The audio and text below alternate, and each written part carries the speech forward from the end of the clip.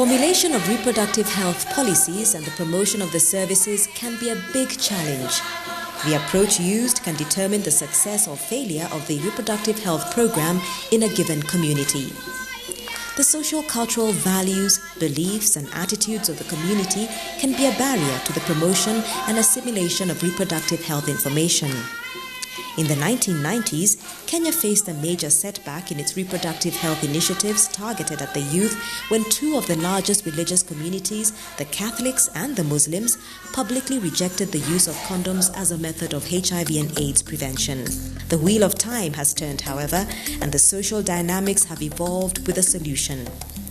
An innovative new way of reproductive health programming is now in use, the culturally sensitive approach. What does this entail in a society like Kenya's? A lot of the problems which you see in a society which is a mixture of different kinds of social formations lends itself to a culturally sensitive approach, because you find that everybody is not on the same wavelength. People are thinking differently. The ideological systems are different. The production systems are different. And as a result, all of those dynamics lead to a very rich and complex mixture of cultural influences, which we basically pick up on and try and build around. The diverse social and cultural realities that Kenya offers present challenges that the UNFPA office has turned into opportunities for reproductive health services. Engendering the approach in the programs has been strategic, deliberate, and systematic. Reproductive Health Officer Judy Karogo explains.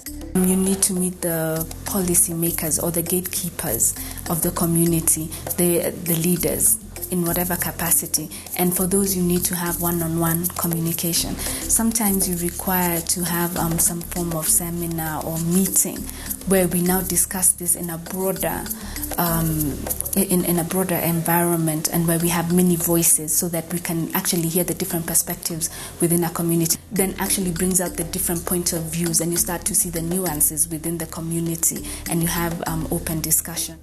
The rights-based approach recognizes the right of all to access reproductive health services of their choice from an informed position.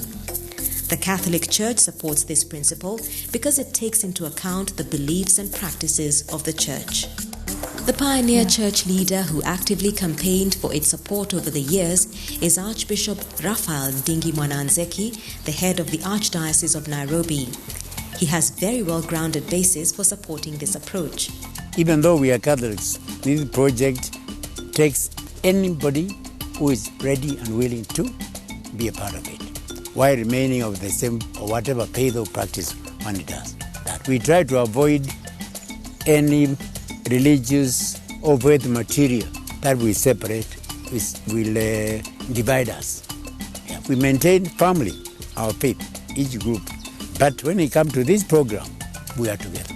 The faith does help you, that will give you motivation to do it and to persevere in it. The approach eliminates any basis for conflict with the beliefs of the Church. Many priests have embraced the approach and advocate for it. It is the most practical for their calling. Regardless of what is being said in the church, almost 60% for the people still use contraception. What are your thoughts now? As Father Megwe says, educate the people, give the pros and the cons, and leave the people to make their moral decisions.